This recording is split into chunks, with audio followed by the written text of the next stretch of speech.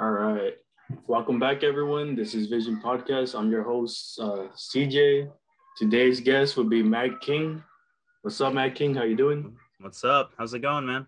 Going good, going good. Um, tell everyone where they can find you at. They could find me on Facebook, on YouTube, on Instagram. My Instagram is at Matt Sean King, MatTseanKing. And you can find my music on every streaming service under Matt King or under the CMFs or under Frank Eats the Floor. I got a lot of outlets. You just got to track them all down. That's the thing. All right. So you could find me at Instagram at screaming_wolf, Twitch as in screaming_wolf. You can find my co-host Jayy Cee, who's working right now, under YouTube as Jayy Cee, and in Instagram as Coachella's very own. All right, so let's get started. I'll say my first question to you would be, what is the type of music you're releasing? What kind of genre, you know? Yeah. Well, with my solo stuff, man. Right now I'm kind of focusing on more of a heavier tone, more of a like stoner rock. I guess a lot of people call it desert rock, but it's really just like heavy type of music. I'm working on releasing an album's worth of material of that right now. And then I'm also releasing all types of hard rock stuff with my band, the CMS. Right now, we're planning a single release every month. Oh, so you're in multiple groups? Yeah, I do my solo stuff, and then I have two bands. All right. And on like each band, is it different genres or the same type of genres? Yeah, so my first band is called Frank Eats the Floor. We're more of like an indie garage rock type thing going on. My second band is the CMFs. It's a hard rock type stuff, and my solo stuff doesn't really have a genre. My first solo album was kind of like a potpourri of music. It was like kind of every genre into one album, and then this one I'm working on right now is heavier, and then my next album is gonna be like surf rock type stuff. All right, so it'll be more like what is it? Experimental? Yeah, kind of. I mean, I experiment with genres. Yeah, you could say that. Sure. Nice. So what actually inspired you to do rock or form bands and stuff like that? When I was little, my brother was in a band, and they'd always have practice here at the house, and I'd always be out there watching and observing. And then my brother would have some shows here, so I'd always watch and observe those. But all throughout my middle school and high school, elementary school and middle school, I was always like, I don't really care too much for music. I just listen to it. But then in high school, I don't know, like I wanted to pick up bass. I got really into the Beatles, and that kind of inspired me to want to pick up an instrument. And once I did, it turns out some of my friends that I was already making played music as well. My friends Frank and Joe, and they kind of invited me to come jam with them. And then we started Frank Eats the Floor, and then I just got the ball rolling from there. All right. So what was your favorite song from the Beatles? It's kind of a loaded question. I don't know. There's a lot of good songs. One of my favorites I always go back to is I'm the Walrus. Kind of like not one of the most popular ones, but it's a cool, like trippy song. Yeah. One of the first ones, my brother showed me the Beatles, so one of the first ones he showed me was that song. All right. I mean, the Beatles aren't bad. They're good. Oh, yeah. I mean, they're my favorite band, probably. Oh yeah. Damn. Yeah. I think that's the first time I hear that. Oh yeah. Yeah, because I mean, like during my emo phase, everyone had like Pierce the Bell, all that. Yeah. I skipped that. I had a Beatles. I was just the Beatles. Like while everyone was into emo stuff, I was into the Beatles and Pokemon. I was like the complete opposite of all my friends. But did you also listen to like the band like the Who and? Oh yeah, I mean all those like British invasion band. I mean, I went to Desert Trip. I saw all those old bands, 60s bands here in Coachella. Like I was into them way more than when my friends were into emo stuff.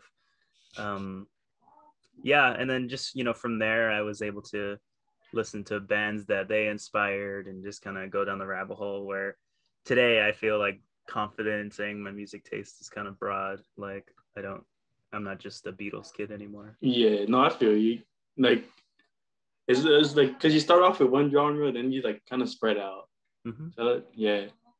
What do you ever do stuff like Bob Dylan? Like you know how he always had the harmonica or like different types of instruments on him. Yeah, man. I mean, I don't want to, ban myself from any one type of music or genre. Like I never thought I'd be playing like hard rock stuff, but here I am today playing it. It has a lot to do with what I'm listening to at the time and what I feel like I can pull off. I mean, I love Bob Dylan, but I've never thought to try to pull off some stuff like that. I did write like I do have one blues song written kind of Bob Dylan style that I play with I don't know if you know Israel's Arcade. I don't. There's another local band. Me and Israel and two of our other guys. We played like in a one-off show, some acoustic songs. But Oh, yeah, I mean, nice. I'm down to create any genre, especially my solo stuff. I don't think you should have any like preconceived notion on what I kind of things I'm gonna make. So it's just as music is wide open. My creativity is wide Yeah. open. Do you feel like do you feel like music really helps in our community? In our community for sure. I mean, it definitely is one of the things that brings a lot of people together, especially backyard shows and shows at venues and stuff. It's like maybe it's just because that's where I'm going to, that's where I see everybody, but I mean I feel like that's like the easiest way to get a bunch of Yeah. people together, see all your friends come out, to see a show, especially backyard shows, free shows, basically Oh just yeah. like little parties. um yeah, man, and it gives a lot of people an outlet. Like a lot of my friends from high school are like, oh, I just want to do something, like pick up guitar, start a band. It's and it's a very low judge environment. So if you just want to guitar for a few weeks and go out and play a Yeah. show, like no one's gonna say you suck. They're gonna be supportive. Yeah. I mean, like I've been to a backyard show with my brother's band, not my brother, my friend's brother's band, Mm-hmm. Kill the Radio. Oh yeah, I've heard of them. Yeah, yeah. I was just listening to music, and you could see everyone just vibing, chilling. Some are, moving their arms around, kicking and everything, Yeah, but it's all vibes. for real. Yeah, I mean it's all a big happy like music family out here. One of my Yeah. good friends, his name's Martin. He plays in this band called Ormus. Um, uh, I think we met, or I saw his band play a few times, but we didn't really talk too much. And then we he came out to it. We played a show together, and we were like moshing to one of the other bands, and I kicked this fool in the face like really hard, like not even intentional. Like I was like, "Oh, dude, I'm so sorry." It's like, bro, it's all good, and we've become like super best friends since then. But I was like, damn, bro, I kicked that dude in the face like really hard. Damn. I didn't really know how to mosh. I was just kind of having fun. I don't even think there's a proper way to much. I think you just have to vibe We're it. not supposed to kick anybody in the face. That's for Oh sure, man. yeah, That no, is for no. sure. Damn, I wish I could march to my back in my days when I was just like 17, like 5 years ago. Dude, you could mosh to anything. Me and my friend went to go see like Toro y Moi. He's like an indie pop dude, but like Yeah. we started a mosh pit. A bunch of people were moshing to this like happy dude making happy songs. Damn, that's freaking dope, bro. Honestly. You can mosh anywhere, bro. Damn, I think after this I'm gonna go march. For real, I Okay. want to go mosh to like a jazz concert or something. The Yeah. COD like jazz ensemble. Hey, meet up at Walmart to march For at real, 6 p.m. I want to throw a show at Walmart, like the punk rock show at Denny's. Oh, dude. But that would be dope. That would be dope, Right? honestly.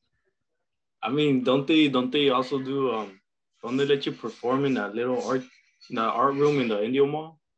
I know one of my friends performed there once. I don't know, man. I haven't been to the Indio Mall that much. I should check that out. That seems cool. I know they also do what in well in Record Alley when they used to have it. Yeah, I used to do a lot of shows at the record alley before it closed down.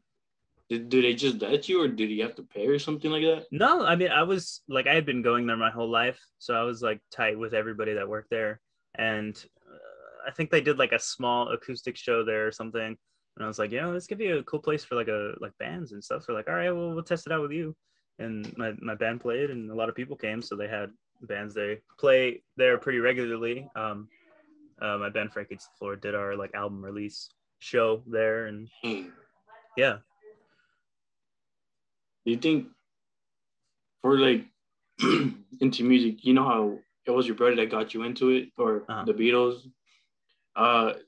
Before that, when you started actually picking up an instrument, did you already feel like you already were talented, or did you actually work hard for it? I mean, I felt I was talented in other ways. I was I was in drama all my years of high school, so I felt pretty confident in like acting and doing improv and stuff like that. Whether that can relate to a career, unlikely, but I mean, I felt confident in knowing that I was good at something. Mm-hmm.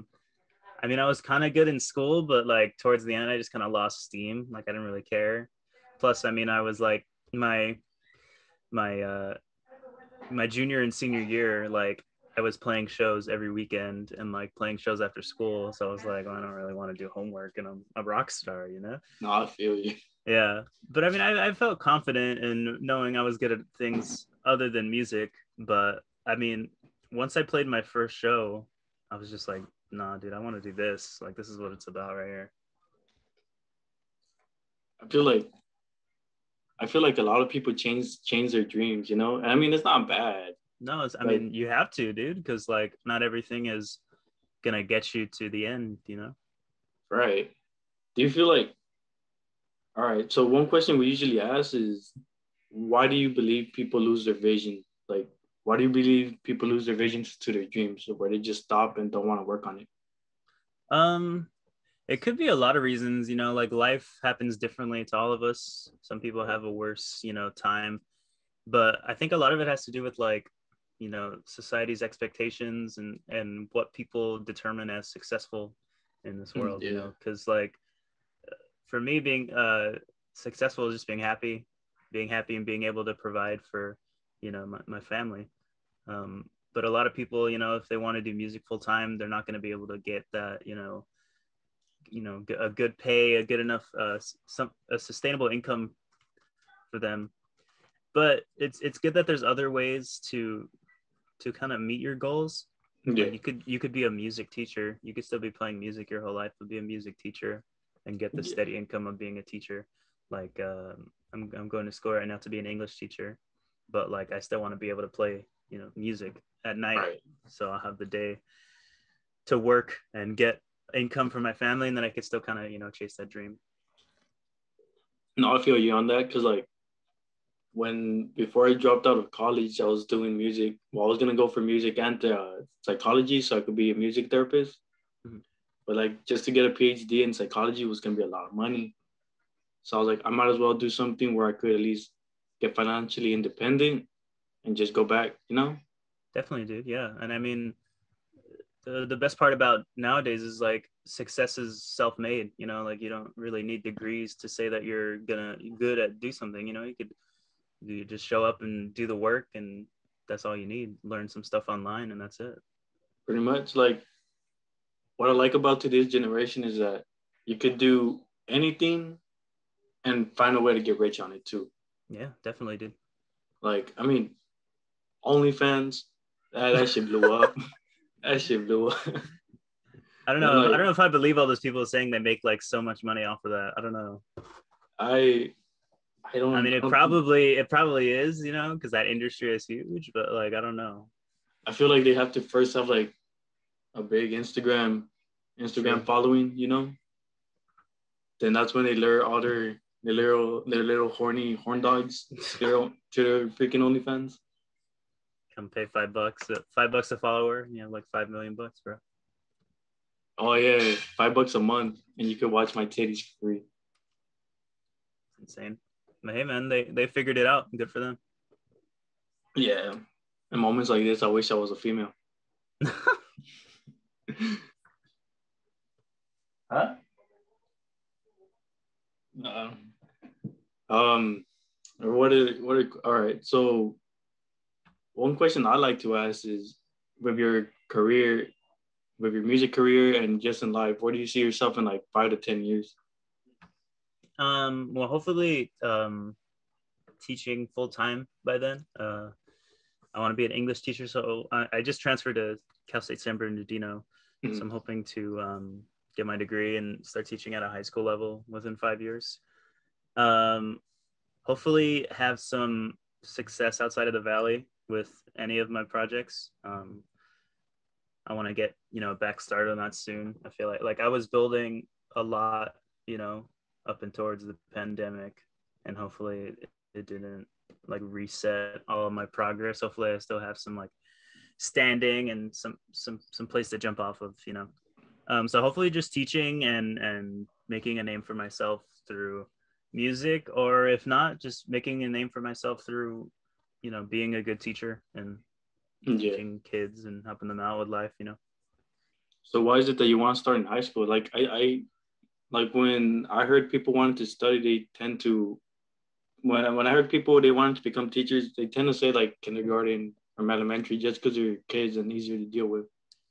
I feel the opposite, man. I feel like older kids are easier to deal with. I feel like I don't know. I don't want to mess up because like like younger students are like highly impressionable. I'm like, damn, if I don't know what I'm talking about, they're gonna learn and be not right for life.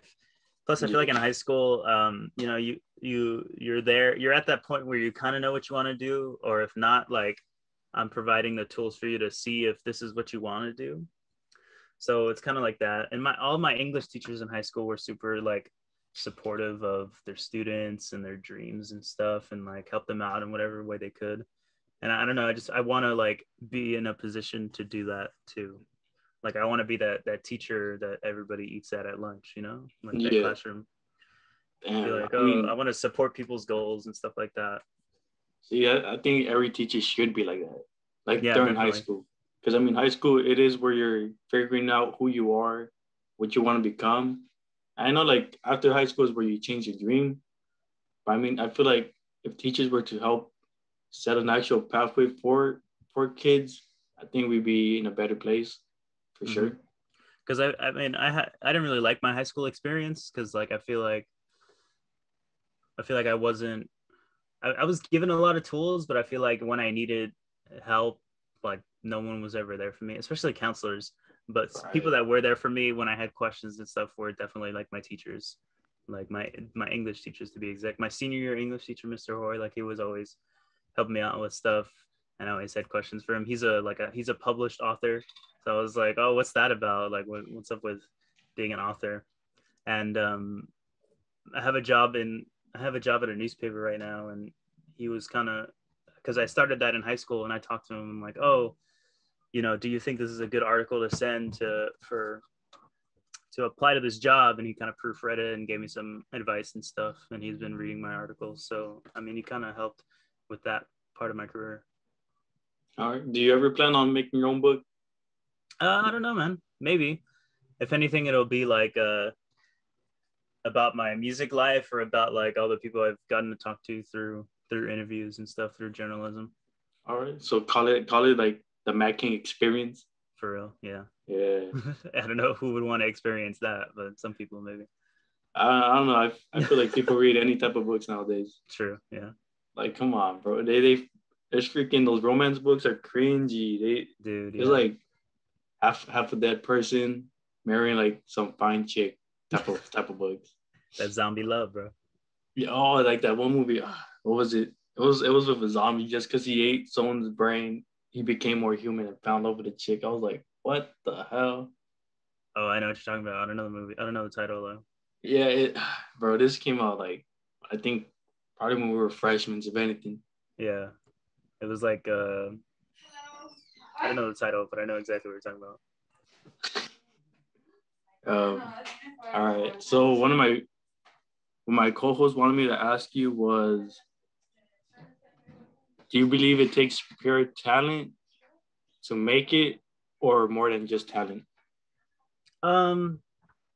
It's definitely more than just talent. I feel like as long as you keep working hard, you don't have to be talented, I don't think. As long as you put in the work, that's all that people pay attention to nowadays. And that, like, if people keep seeing your face and seeing your band's name, they're gonna be like, oh yeah, like I know. Yeah, like they have to they have to publish themselves more and be more consistent. Yeah, because like I don't feel like I'm super musically talented. I just feel Yeah. like I know I put in the work and I make like unique things. Like I have a song called School Food Sucks. Like I don't think anybody else has written a song about school I food. remember seeing that. Yeah, I don't think anybody else has written a song about school food. And I don't think anybody else has been in a band called Frank Eats the Floor. So like things that it's all about unique things that stick out and about hard work. If you keep seeing the name Frank Eats the Floor on a bill, you're gonna be like, oh, I know that band. I've seen that name. That's a funny name, stupid name, whatever. But I keep seeing it. See, I want to ask why is it called Frank Eats the Floor, but I also want to interview you and Frank Eats the Floor, and then ask that question there. I feel like it's Oh more yeah, dude. appropriate. Well, we're gonna have some music coming out, so we can schedule a time to come back. Yeah, I'd be down for that. Dope. That's he also wanted me to get like a little bit off topic because like I mean we do want to like interview you on your music and your careers, but we also want to get to like know you as a person and who you are, you know? Yeah, dude. What do you want to know? So from I'm assuming he's referring from Mr. Potato Head. Like, what's your whole opinion on that Mr. Potato Head getting like canceled and becoming gender neutral? He got canceled. I didn't hear about that. What happened with that? Apparently, I don't know. Like, I feel like today's generation gets offended by a lot of things. And I'm assuming they got offended just because it said Mr. Potato Head and not. Oh, I mean, I don't know. I didn't hear about that. But I mean, in terms of like generation getting offended, I mean, like, it doesn't bother me that much that like, I don't know. I feel like people life is supposed to be where you find your happiness. If people are gonna be upset over some things, that's what makes them human. You know, like not everybody's gonna agree on the same things. Just because something's universally accepted doesn't mean that we have to agree with it. You know, like take the presidential election for example. Like the whole reason there's a popular vote, like half the country thinks one way, half the country thinks another way. Right. I don't think we should shun people for feeling how they feel. You know, and if companies want to pay attention to just one side of the coin and please that side, go ahead, it's your company. Like the whole Dr. Seuss thing, I know about that. What is that about? I haven't just they stopped publishing a few of their older books because they had some like racist depictions and stuff like that, and everyone's like, oh, you're canceling Dr. Seuss. Like, no dude, it was their company's decision to pull those books because they weren't proud of the comments they made 100 years ago whenever Dr. Seuss was alive. Like, that's good that you guys can do that. You're the company, you made that. I'm sure when you were a kid you said some not so questionable things and you wouldn't want them published forever within the pages of a hard book, so it's whatever, man. It's not that people are getting offended, it's just that people change. It's just the country has changed and people think differently than how they did back then. It's simple as that. All right. I mean, like, for my opinion, I know it's just a toy, but I mean, I know I kind of understand why people would get offended for it being non-gender neutral and it's just saying Mr. Potato Head. But I mean, at the same time, there was always another Mrs. Potato Head. Yeah. But then again, I always thought of him as already gender neutral because you could already take off his parts and just put like different faces, True. And a lot of it has to do with like how long have you heard of the term gender neutral? Like, it's only been a thing for the last like 5 to 10 years. And I'm sure people have felt this way forever, but in terms of the public eye, that's how long you've heard of it. So it's not going to be like, oh, this company is not appropriating to not accommodating to gender norms. Like, well, it hasn't been a norm for that long. You can't turn an 80-year-old company and say like, how come you're not accommodating to something that's been popular for the last 5 years? Right. See, I understand that perfectly, and I hope others, whoever watches this video, understand that too. I'm not saying I'm gender neutral or I'm supportive. I'm supportive of everything, man. If you're a human being, I love you. That's it, man. Because that's what it's all about. That's the human experience. Just love one another, man. Just do what you gotta do to be happy. That's pretty much it. Let's see. So when you record your music, do you do like, because I know there's like verses, chorus, and all that, but like when it comes with instruments, do you do like small loops for like parts, or do you do like the whole thing at once? Um, so for my solo stuff, yeah, it's a lot of it's like especially with drums, I use a lot of drum loops because I don't know how to play drums, right? And if I do, I'm not gonna set them up and record them in my small room, you know. I use a lot of garage band loops and stuff like that, and then I play the instruments, you know, live straight through direct to my um computer and stuff. And what's been pretty cool about this my solo stuff is I can't play guitar really that much. So my girlfriend bought me this pedal for my bass that like shifts the pitch up so it sounds like a guitar. So Like on the all whammy? yeah, so on all my solo stuff, if you think you hear guitar, it's just my bass shifted up, and it like And pretty much sounds like exactly like a guitar. People have been like, "Oh, who played guitar?" I'm like, well, "Me, technically." that was me on my bass. Yeah, yeah, for real. So like, it's been cool to experiment with that, and I'm excited to translate that live. You know how that would look like live if I'm playing. If I need to get a guitar player to play those parts, if I could play both the bass and the guitar parts live, I don't know. It'll be interesting. Do you like? Do you have a preference when it comes to basses, or do you just get whichever feels just right in your hands? Um, I mean, I've only owned like 3 or 4 basses throughout the time I've been playing. So it's not really a preference. It's just like what I have that works at the Mm-hmm. time. Right now, my only bass that I have right now is it's my I think second cousin. I don't know. I get lost in the how family works, but he was it's my aunt's brother, and he was like a super like punk rock dude, and he played bass and stuff, and he got killed when he was like 18 or 19, like car crash Shit. or something like that. But Sorry to hear that. and he played bass, and he has this bass filled with like a bunch of punk rock stickers and stuff like that.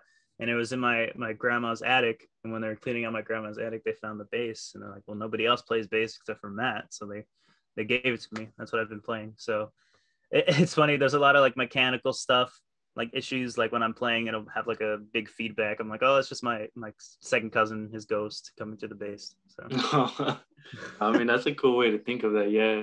yeah, I remember my dad got me a guitar. I don't know. There's times where I'll plug it in. You could hear the sound. I don't know where it just cuts off. Like you can't yeah, hear anything after. I was like, dang. So I kind of killed like the mood for electric guitar at the moment. uh-huh.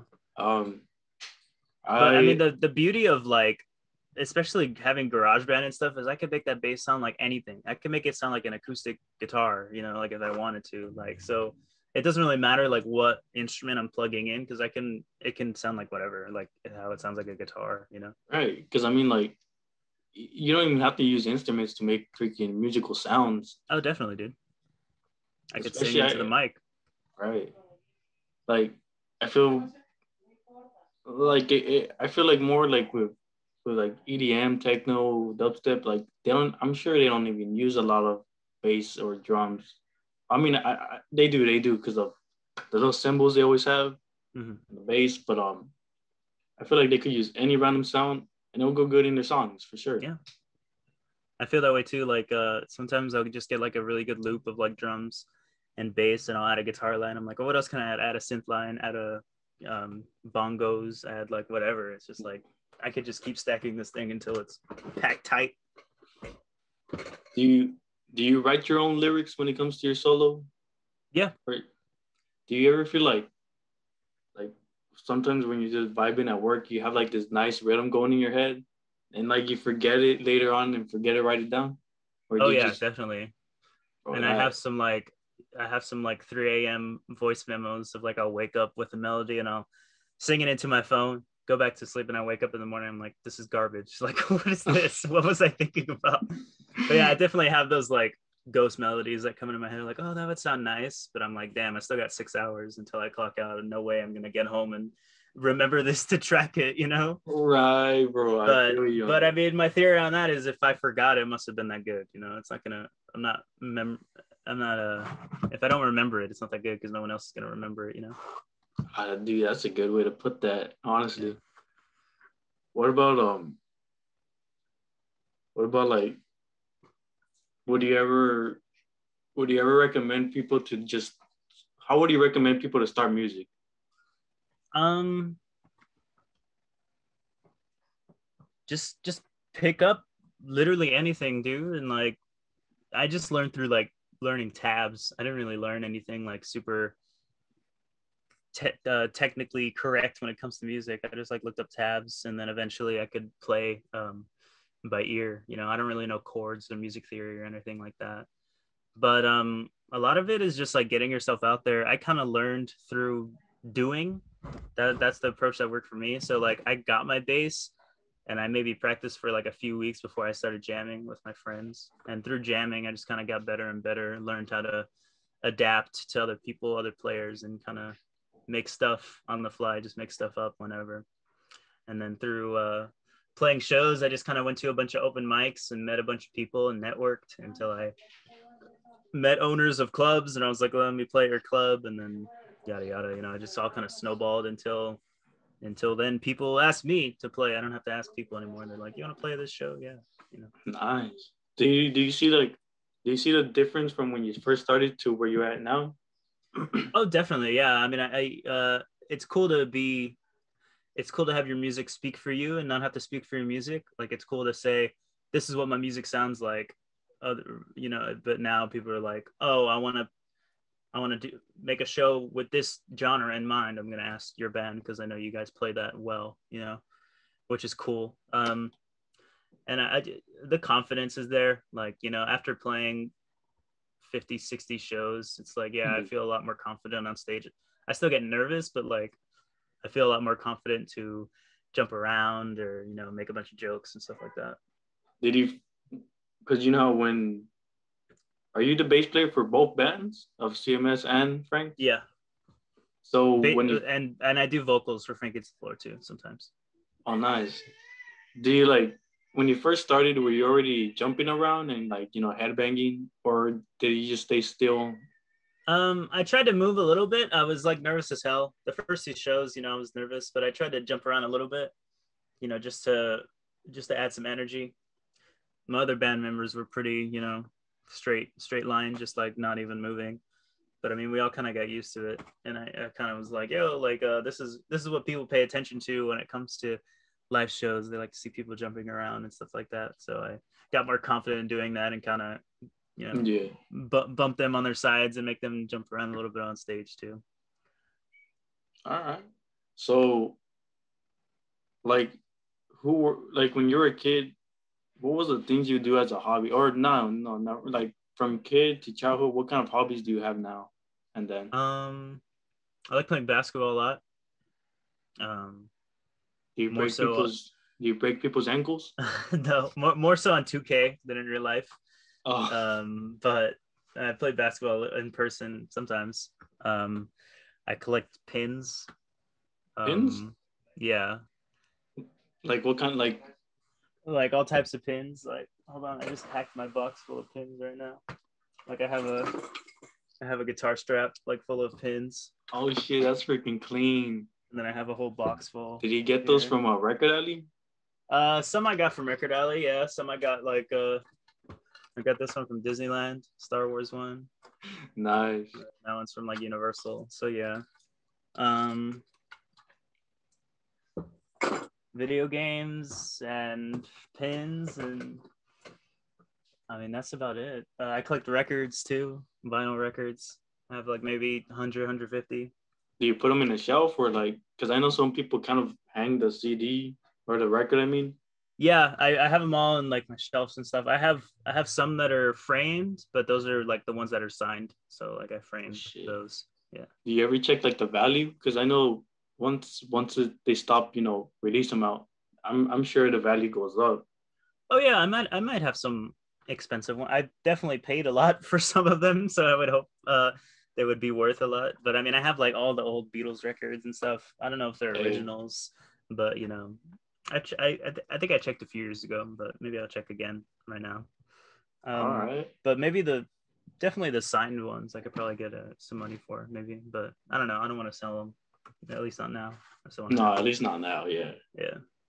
I know you mentioned Pokemon earlier. Were you like the digital Pokemon player or like the card Pokemon player? Neither. Also, just a I series. didn't. Not even that, dude. I liked Pokemon Go when it was out, but so did everybody else. Yeah. I just my brother gave me all his cards, and I liked looking at them and showing them to my friends at school, and I liked wearing the shirts and stuff. But I didn't even watch the show or play the game. I just like, oh, Pokemon's cool. I was just kind of into it for the meme, I guess, to be cool, even though nobody else was into Pokemon. I mean, I collect like in my personal YouTube. I open Pokemon boosters, and Oh, dope! I have my freaking binder sitting right over there with all my cards. bro, one day I have to see that. I have to see that one day. Here, let me get it real quick. It's right here. Oh.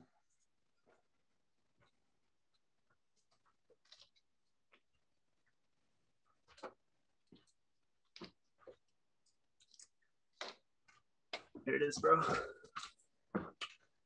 Yo, that's a clean ass binder. Freaking fat, bro.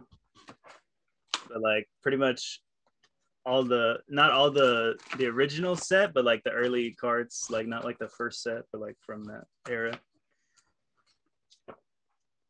They're like mostly sorted by color, but not really. Like last Sunday, we went to Frankincense in I believe it's Pomona. This guy showed us like a $7 Pokemon card. And I don't know, bro. I fangirled hard. Yeah, bro. Some of these might be worth a lot. I don't know. It's like the first editions that are worth. If you definitely have like a first edition Charizard, you could retire now. Yeah, for real.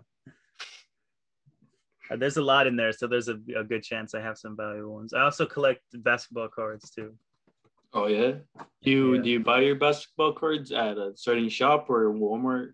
Yeah, I mean, I used to collect them a lot when I was a kid, and I found the whole collection recently. I'm like, damn, there's some good ones in here.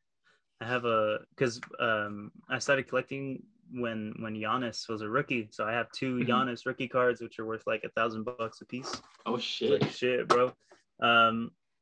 So I started collecting again, but I think it's too expensive to keep up. They're like $30 a pack. Like when I was a kid, like it's $30 for like 20 cards now. When I was a kid, it was $20 for like 120 cards.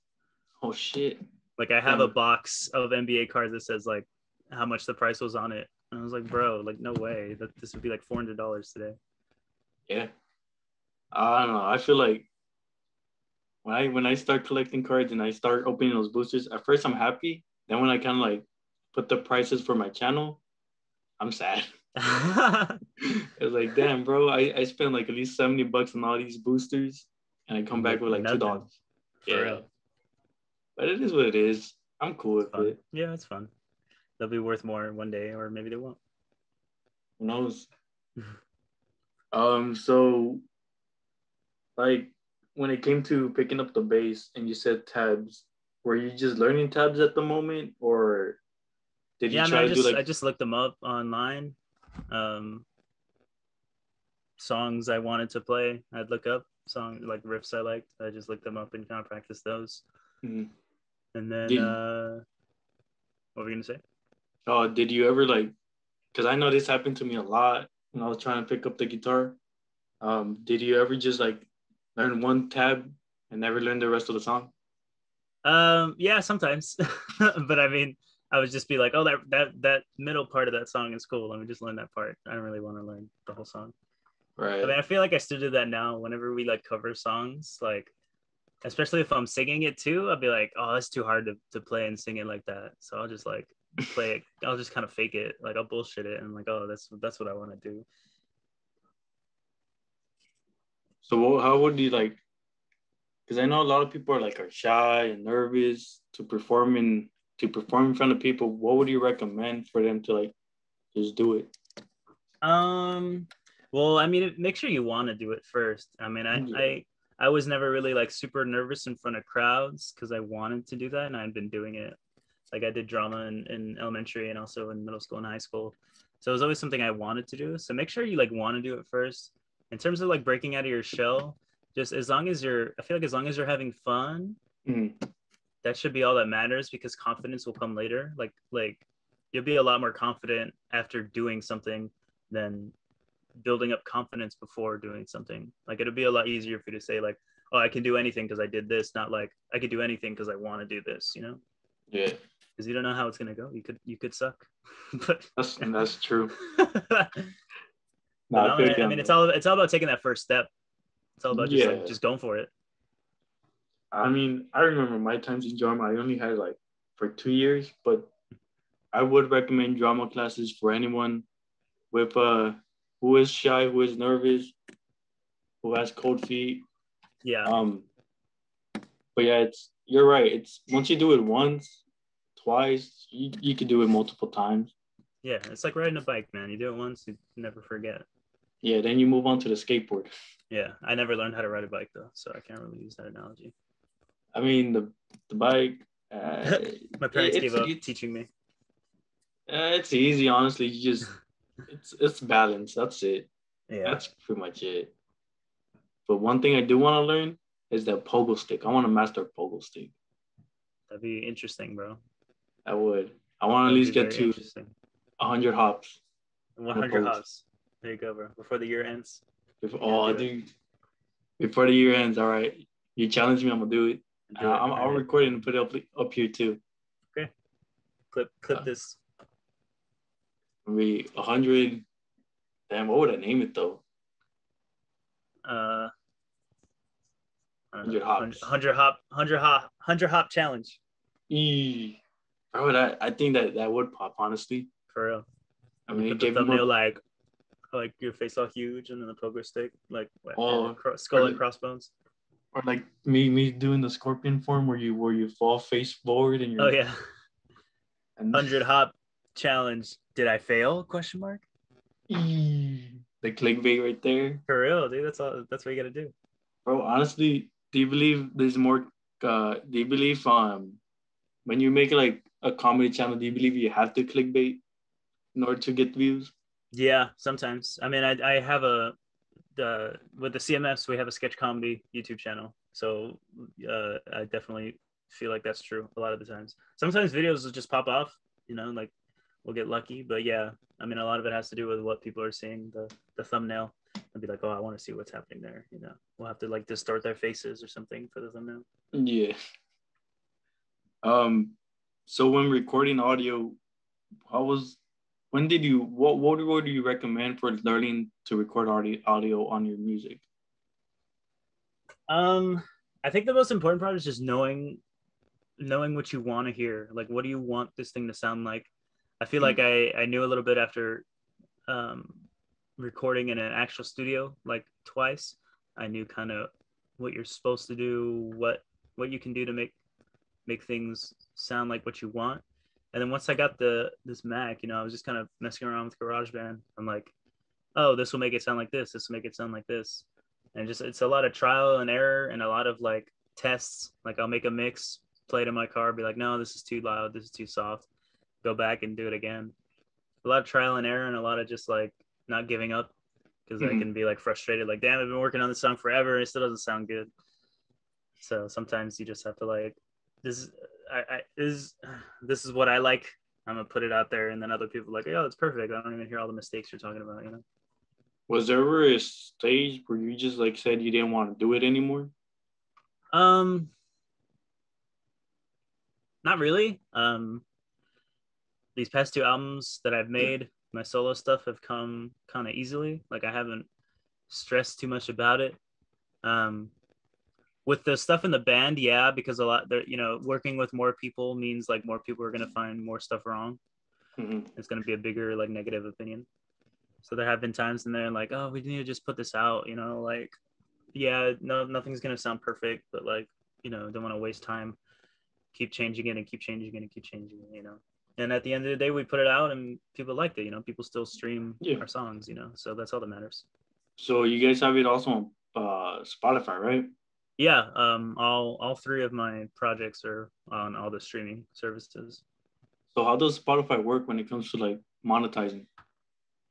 Yeah, so there's a platform that I use. There's a multiple different ones, but the one I use called DistroKid. It's basically $30 a month for like unlimited uploads Mm-hmm. for I think up to 2 artists. So you can, put your stuff on there. It's just $30 a month one time, and then everything you upload is free. Under that $30 a month. And you put it up there, and the retention rate for streaming is pretty bad. It's like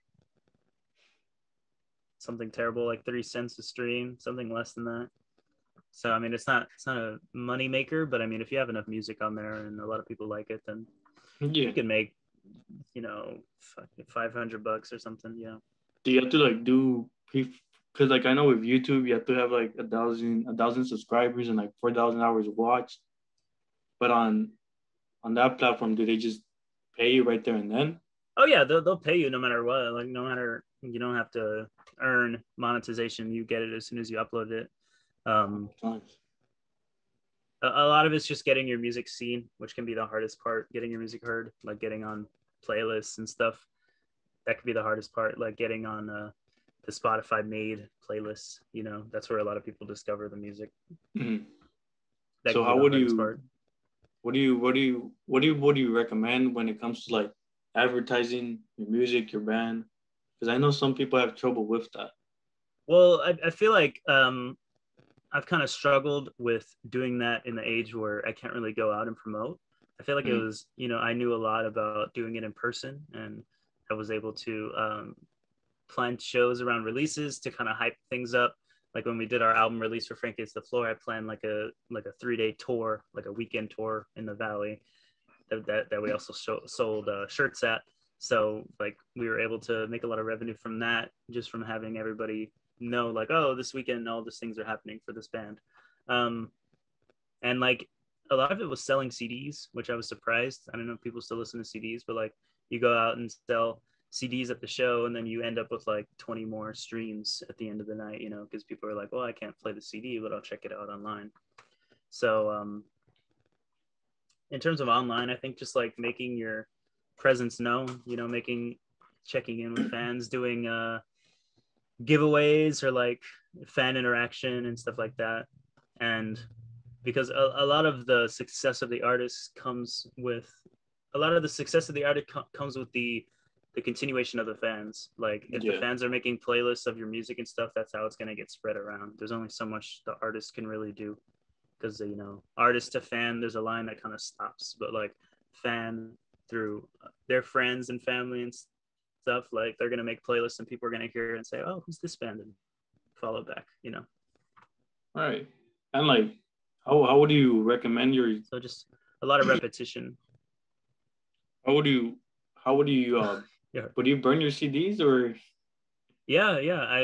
We had like I'd buy like 100 plastic cases, Hmm. and we'd order 100 stickers, and I'd burn the CDs and take like 25 or 50 to a show and sell them for like $5. Or if we didn't sell any of that line and people said, hey, great set, I'd be like, oh, just take the CD, man. Like, cost me nothing to make, cost me $5 or whatever, just take it. So yeah, I'd burn all the CDs myself. A lot of my friends' band got their CDs like professionally made, which is cool. Though we were trying to do things on the cheaper side. The only big expense that we did was making the shirts, and we like doubled our profit on that. So it was a good investment. What kind of material do you recommend when you made your shirts? Like what Oh, kind of? I have no idea about that. I was just lucky. One of my friends has a screen printing business, and I was like, dude, I want to make shirts. What should I do? He's like, buy 100 of this shirt, and we'll do it. I'm like, all right, say no more, bro. Shit, what was this like? Because I plan on making my own clothing brand. Yeah, it was my homie Eric. Him and his dad run this business called Sign X in Coachella, Mm. Oh and shit. they do signs and stuff, but they also do screen printing for t-shirts. Like he's always posting like, oh, I made the new Andy sign or this sign. I'm like, oh, dope. All right. I can send you his info if you want. All right. Let me see. All right. So, what is your creative process like when it comes to making music? Um, a lot of the times it's just me sitting down, plugging in, and playing whatever comes out. Like, I don't really have like ideas most of the time. It's most just like I'm gonna sit down and plug in, and the first riff I play, I'm like, oh, that sounds cool, and then I just build around that and build it into something. A lot of it has to do with what I'm listening to at the time, but sometimes it's not. Sometimes I'm just like when I was making this album of heavy stuff, I would sit down and a surf rock song would come out. I'm like, oh, where did that come from? Who knows? But yeah, I mean, it's not really like, oh, I have this great idea for this song. It's just like, no, I sat down, plugged in, and this is what came out. And I just kind of fleshed it out, added some lyrics, and that's it. Do you ever surprise yourself when you're writing lyrics and during your creative process? Do you ever like surprise yourself?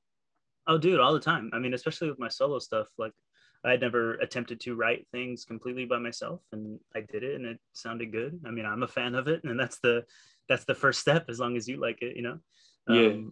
Yeah. I mean, I surprise myself every day, waking up. With like your solo stuff, did it take you like, did you have to convince yourself fully to in order to start it? Like, because I know some people like doubt themselves a lot.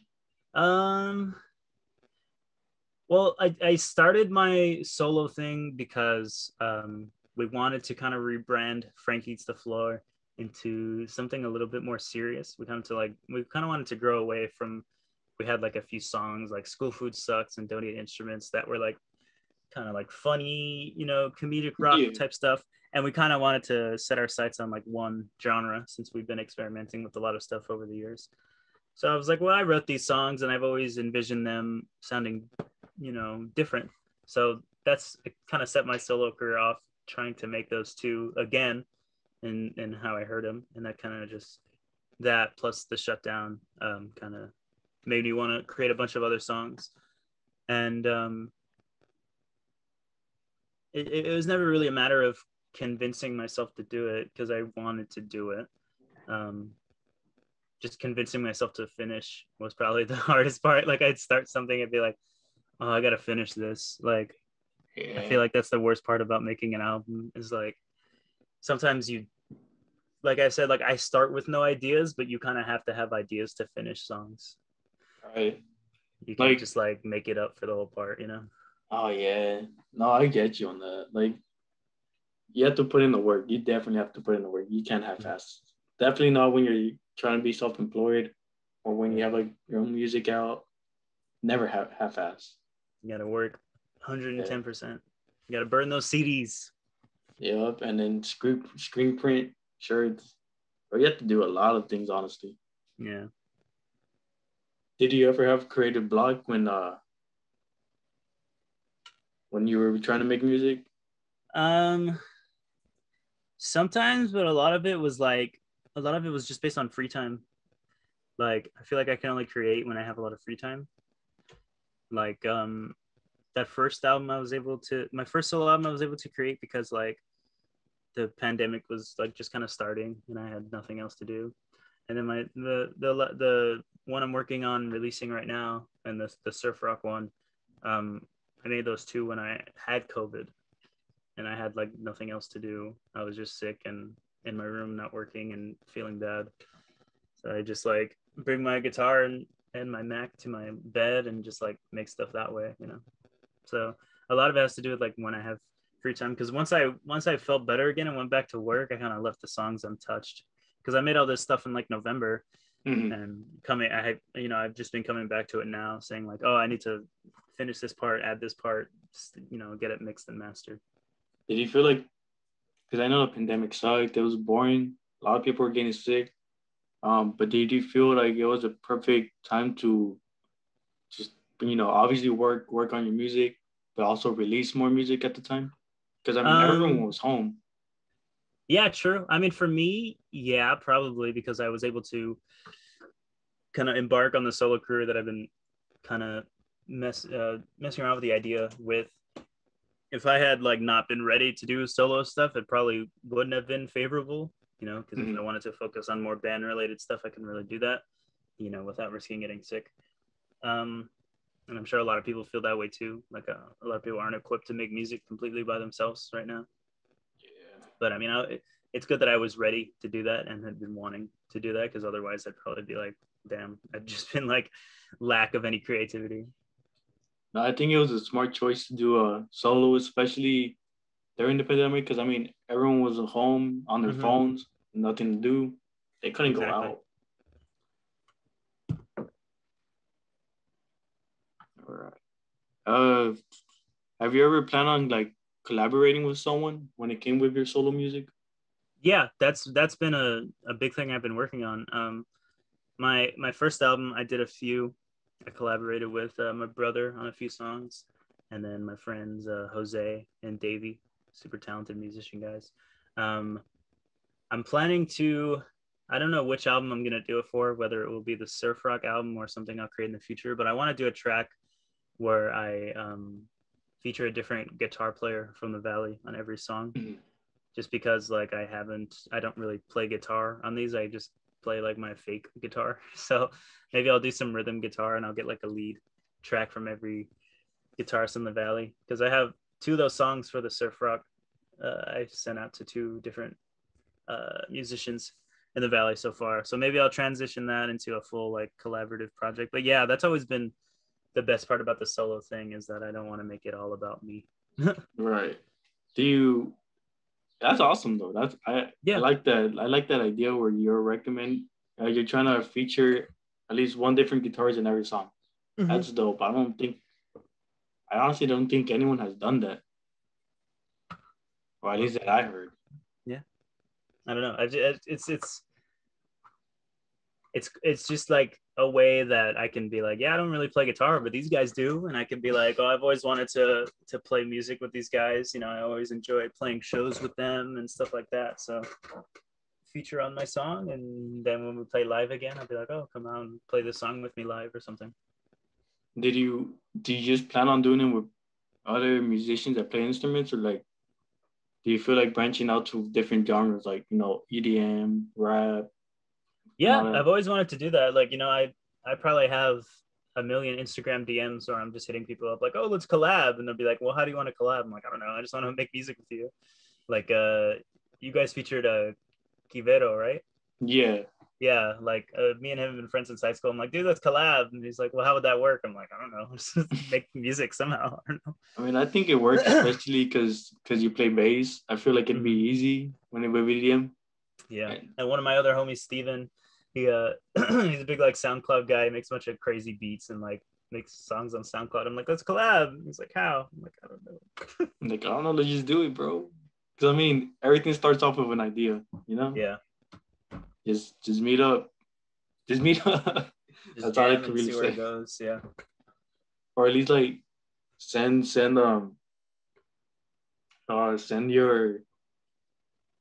send your loops and your rhythms to them. They send it Mhm. back. They send theirs to you. You guys That's mix it the up. worst part about wanting to collab, because I feel like the way I make music is kind of very.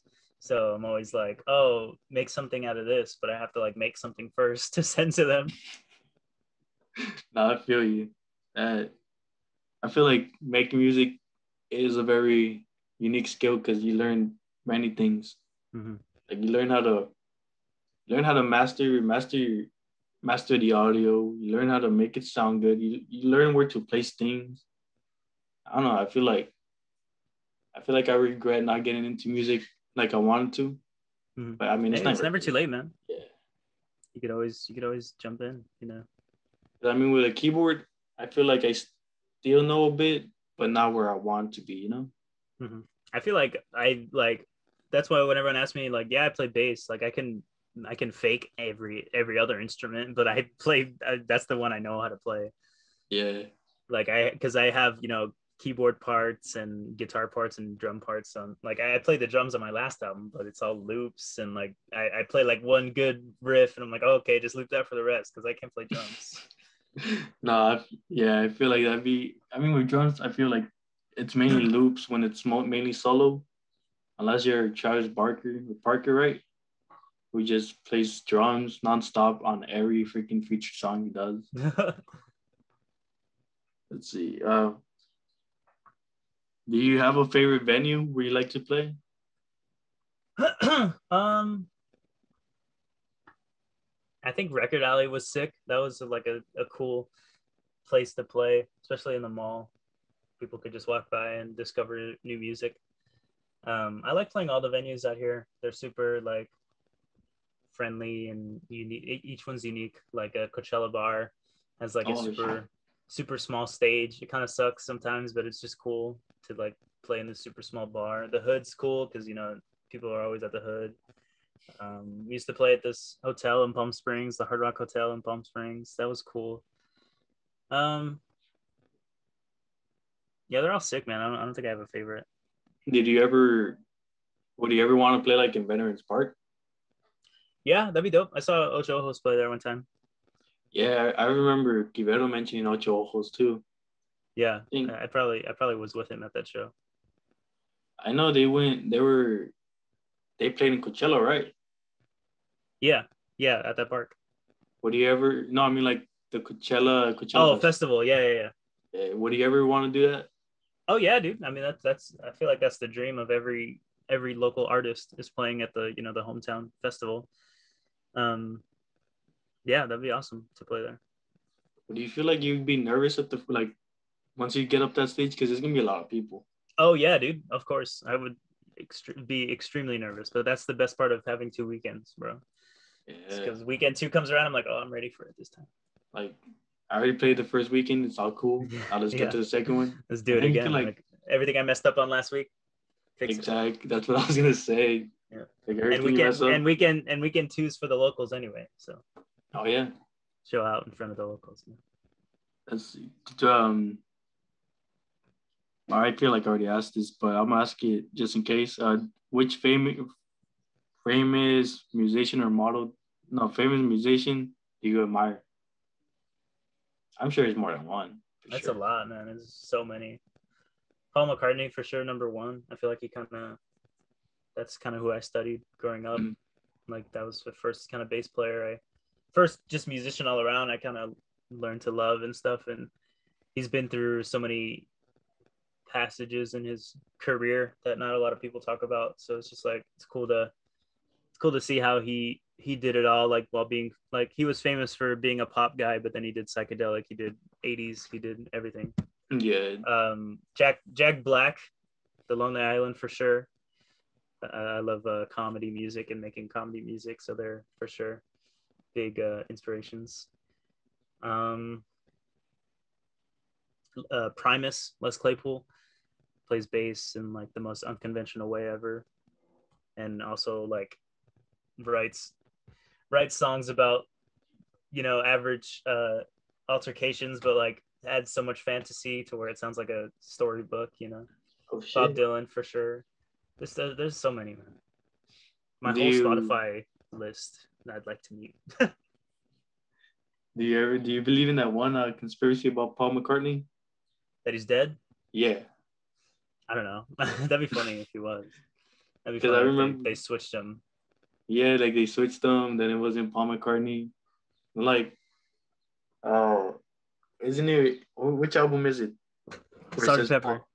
Yeah, where it says Paul is dead in the Oh bottom or yeah, they have a something. bunch. They have a bunch of those clues on all their albums. Like if you play it backwards, it says Paul is dead or something. Like I feel like it could be a conspiracy theory that might be true, but at the same time, I feel like it's storytelling because you have to Yeah, tell. You have to have they like a probably they story. probably played into it super hard because the Beatles were like super pranksters and stuff. So they probably like heard the first rumor, they're like, oh, let's just keep doing it. Then wasn't there like a song if you played it backwards, you would hear Paul is dead or something like that? Yeah, they have a bunch of clues like that. Like on the White Album, there's some if you play backwards, it says like I'm the huge Beatles fan. I should know this, but I forgot. Oh, if you play Revolution 9 backwards, it says Turn Me On, Dead Man. No shit. Yeah. I'm gonna listen to that. And then there's like on Sergeant Pepper, if you hold a mirror to the cover, it says uh it shows an arrow pointing up to Paul and it says he dead or something like that. I don't know. It's a bunch of crazy shit. Shit, what the? Yeah. Would you ever do something like that? I think that'd be Nowadays? funny. I think that'd be hilarious to like throw a bunch of subliminal messages, but I feel like people would call them in the water. Like back then people weren't playing Beatles records backwards until somebody's told them to. So That's true. That's that, bro. I admire them for doing that. oh yeah, for real. Like I'd love to. It's just funny when all the interviews ask him about that. They're like, no, he's not dead. Like nobody asked him like you were playing into it? Like, how much fun did you guys have? Just like joking around with that, but nobody ever asked those questions. I mean, I'm sure he's still alive, isn't he? Paul, yeah, Yeah, they should ask him now. yeah. I don't know.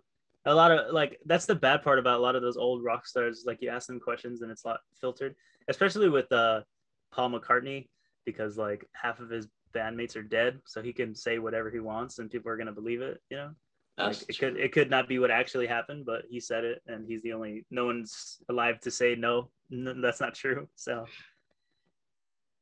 Damn. I mean, you could just say, "Yeah, I'm still dead." yeah, This isn't me.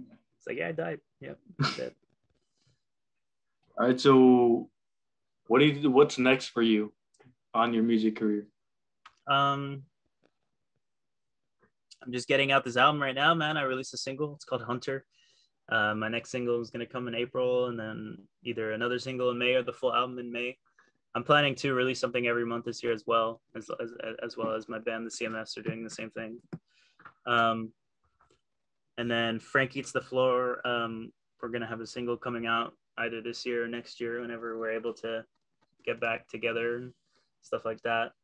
Um, just constantly creating, man. That's all I'm about. That's all I want to do, and I just want to hopefully do it healthier sooner. I got my first dose of the vaccine, so hopefully my second dose is soon, and All right. taking steps back to playing live again. Did it hurt when you got the vaccine? No, not at all. All right. Because I know, like, did you feel liquid when you got the vaccine? No, I didn't even feel the needle go in, honestly. All right. I'm gonna go get it. Yeah, dude, you should. Everybody who's eligible should get it, man. They're saying in California, all adults can get it starting April 15th. So if you're 18 and over, as soon as that day hits, go get it, bro.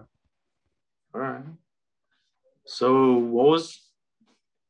like what was something that was just hard to get into? Like what band was hard to get into? What do you mean?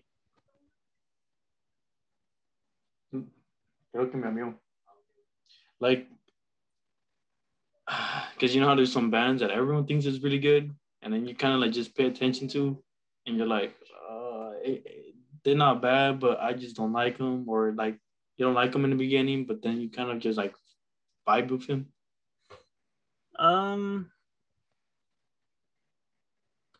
I don't know, man. I feel like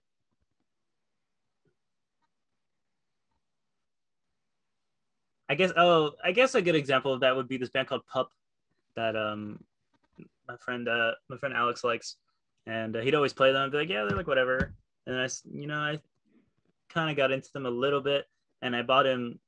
Me and my friends planned to get him tickets, and I'll go see the band for his birthday. And I was like not the biggest fan, but like they put on like a great show, and there was a bunch of moshing and stuff like that. I'm like, oh, this band's tight. Same with Wallows. Alex had been a fan of them since like before they were called Wallows. Like he always wanted to cover their songs that they made before then, and then they like blew into this huge band, and they're pretty sick. But like I remember back in the day, like nah, this band sucks, bro. Yeah, no, I feel you, but like for me, it was it was kind of like the opposite. It was when I was in my emo phase, I was listening to Crown the Empire. Then it kind of blew up, and I kept hearing the music too much, and I'm like, this isn't it. This isn't who I am. This isn't what I want to listen to.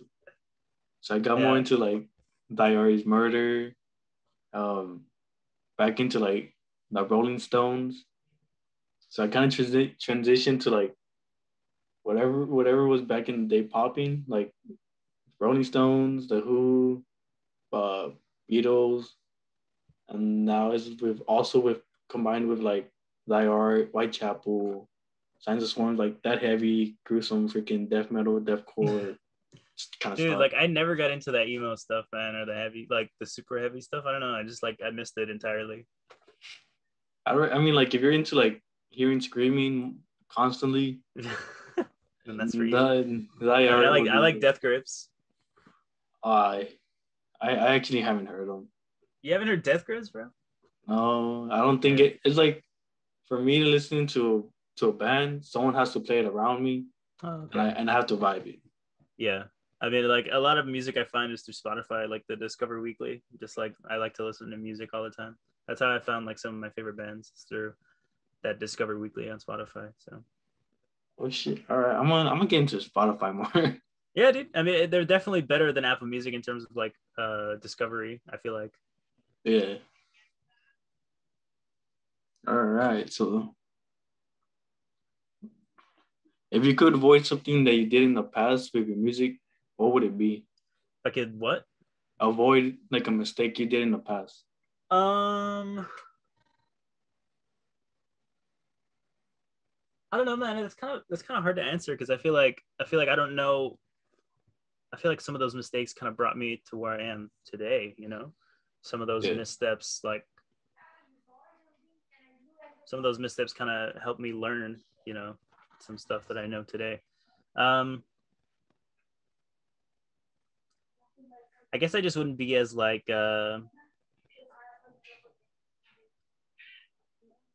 I don't know. I'd probably start earlier, honestly. Like I'd start playing music like in middle school if I could, just to like get a head start on everything. Yeah. That'd Then probably learn be the only everything thing I'd before. change. Yeah, like just to be playing music for longer. All right. Do you does your family help you out a lot with your music? Like when Um, just my brother. He's really the only other like musically inclined person in my family. Like I'll show my parents and be like, yeah, that's good, you know. But my brother will have ideas for stuff or add guitar solos and stuff like that. So all yeah. right. Did it take like because I know when children, not children, I mean like when people follow their dreams and they still live with their parents kind of like mock them, like not mock them, but like kind of don't support them at the beginning. Mm-hmm. Did No, man, my yours? parents were super supportive of me. Like they came to all my shows and stuff like that. My mom like made me a scrapbook of all the time I was in the newspaper or like had a Shit. flyer out or something. Yeah, they're super supportive of that. And they know I'm not banking on this. They know I have like other outlets. I have, you know, 2 other jobs and stuff like that. So Damn, 2 other jobs, bro. well, I I have don't. 3 right now actually. Oh shit. And I'm surprised. school. I'm surprised you're able to be on our podcast. Honestly, I appreciate that. No, dude, yeah, like sorry we canceled a few times, but yeah, man. That's cool. I mean, Like I'm more happy that we were able to finally do it. You know. oh dude, yeah, definitely. I mean, I it's all mean, about because chasing like the dream. everyone, everyone's gonna watch our podcast, and there's always gonna be certain kids watching certain podcasts, and they're gonna be inspired by certain people.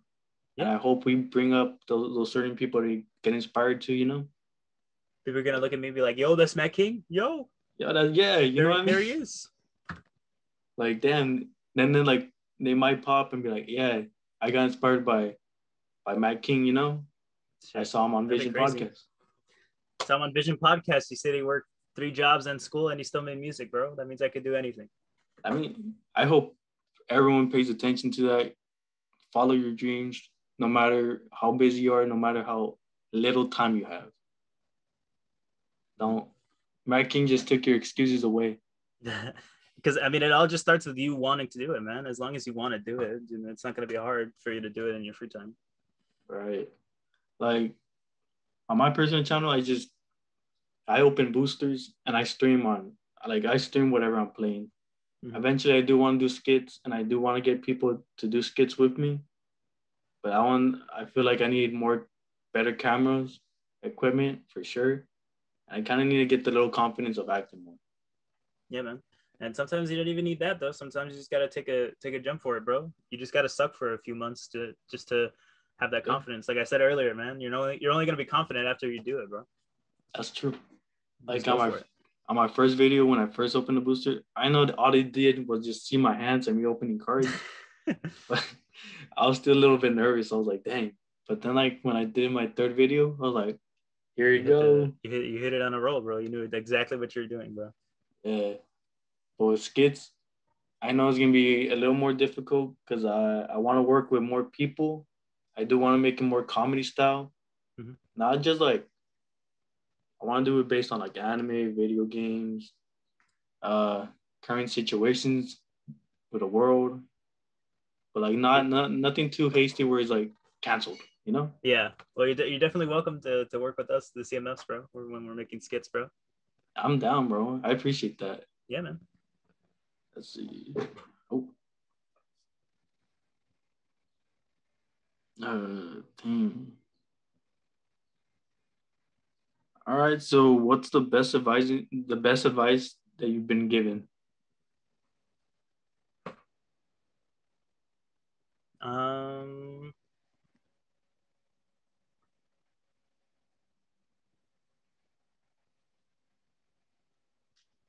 Probably just to not give up. Honestly, I think because I mean that's what everybody says.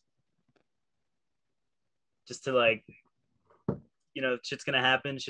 There's gonna be curveballs in your life. There's gonna be things that like make you think like you can't do it, like school or working jobs or global pandemic. But you just gotta be like, nah, it is. I want to do this, so I'm gonna do it, and that's it. That's exactly where it starts, and you're gonna be able to make time for it. You're gonna be able to do it in your free time because it's a passion. So, and it just starts with not giving up, because as soon as you don't give up for little things, then it's going to transition to not giving up for bigger things, and you just keep doing it. But it has to be the same advice you give to your fans. Oh yeah, definitely. I give that advice to everybody, regardless if you're making music or just finding happiness, bro. Like, just don't give up. It's out there. What do you think? What do you think is the best way for someone to pursue happiness? Because I know a lot of people have their own definitions of happiness.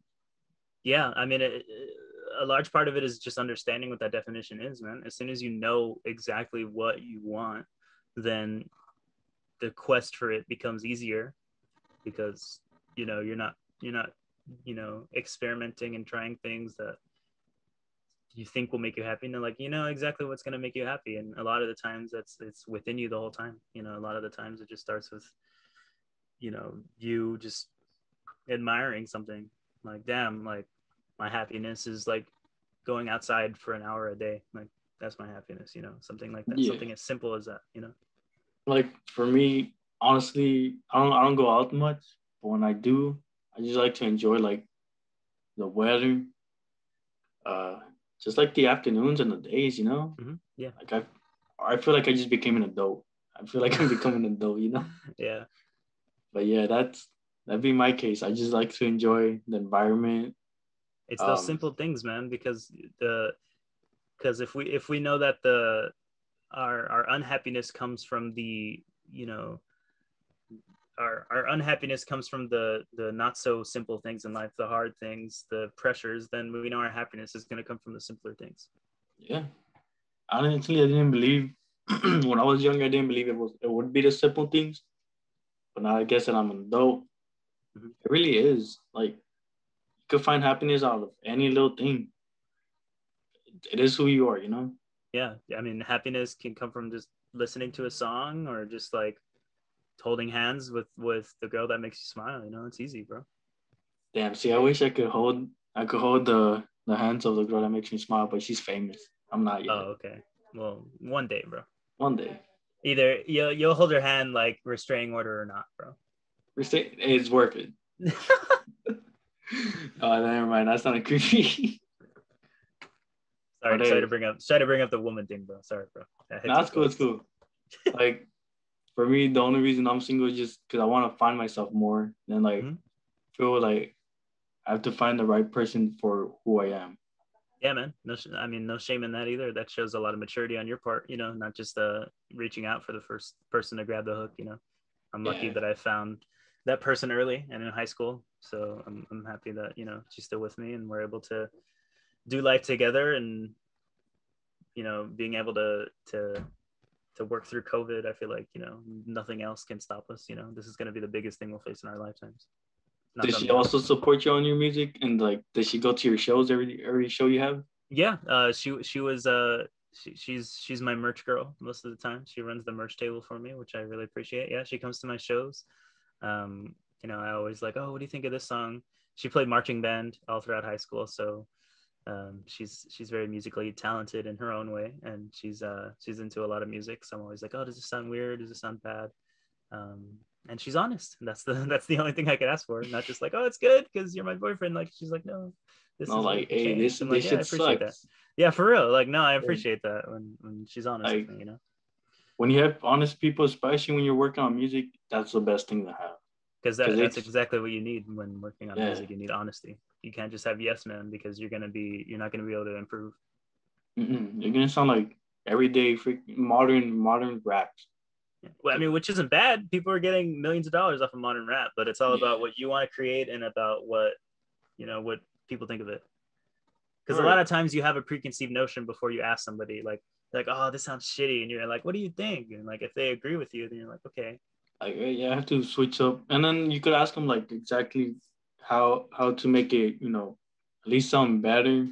What could you add? What could you take out? Definitely, and that's why I'm grateful. A lot of my friends, and especially my girlfriend, are musicians, because they'll be able to have that opinion. Yeah, I mean, when making music, have honesty, have honest people around you. Just when living life, have honest people around you, bro. Like music or not, just have people that will call you out for if you're messing up, bro, and have people that will push you in the right direction if you're going the right way. Yeah, have people that just better you as a person. Mm-hmm. I think a lot of people need to learn that, because they're hanging around with the wrong people that have hung around with worse people, and just it's a vicious cycle. Yeah, make yourself a better person. Help the environment. Recycle, reduce, reuse, recycle. So how long did it take for you to get to where you're at now? I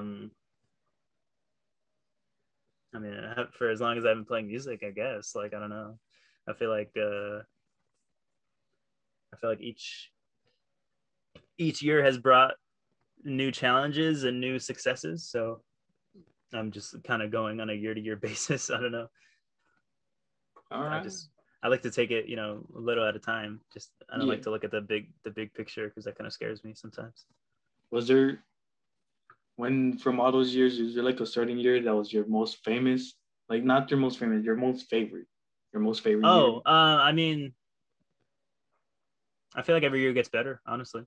Like, whether it's that I'm playing more shows, or that I'm seeing more people at my shows, or it's last year where I played no shows at all and just able to make solo music. Like, every year has been different. No year has been worse than another year. It's just been a different form of the same thing, a different form of me being able to make music, which is, all that's important. It's sure making 2 solo albums and playing no shows versus a year where I was, released 1 album and played 50 shows. Those are of course different, but not one isn't better than the other. Right. Did you also make a lot of friends while you were performing and during your progress of making your music? Yeah, definitely. I mean, one of the best examples is making friends with the CMFs, who later asked me to be their bass player. Like, we played a lot of shows with them, and when their bass player left, they're like, "Oh, you want to be our bass player?" Because they had played shows with me and knew I played bass and stuff like that. So yeah, I've made a lot of my friends have been through the music scene, and I've grown closer to my friends from high school through playing shows with them, and stuff like that. Do you feel like if you could change anything in the music industry, what would it be? I'd change, I'd change people's opinions. I feel like people are so hateful towards artists that are trying new things, and towards artists that are making music that they want to make. They're like, "Oh, this sucks." Like, just let them make whatever they want to do, man. I mean, like, just because you don't like a genre doesn't mean that other people, like it, and let them enjoy it and let them make it, because it's always like, "Oh, this is a terrible genre. I hate this genre." It's like, well, people like it, let them like it, Music's that's the best part about music, is it's subjective, like, not everybody's gonna like every genre, but it doesn't mean you have to like discriminate against other genres. That's true. Like, people enjoy what makes them happy. Let them be happy. There's music that I don't listen to, but there's not music I hate. Yeah. But I mean, like, when I listen to my music and I know people don't like it, I don't force them to hear it either. Like, don't do that. No, don't be that person. That's I like a lot of music, and whenever I have someone in the car with me, I'm like, "Oh, what do you want to listen to?" Or I'll just play something, and if they don't like it, I'd be like, "Yeah, I can skip it," whatever. Yeah. Or if not, they play their own music, and if I like it, I vibe with it. I'm not gonna be like, "Turn that shit off." Get that shit off my car. Get out of my car. For real. But let's see, because I feel like I'm drawing a blank now. I mean, we've been talking for a while, bro. So it's up to you, Yeah. man. Let's see. I just want to ask like a nice way, like a nice question to like end it out completely. That's why. Gotcha, bro. Yeah. I mean, whatever you got. If not, we can just be like, peace the fuck out, bro. All right.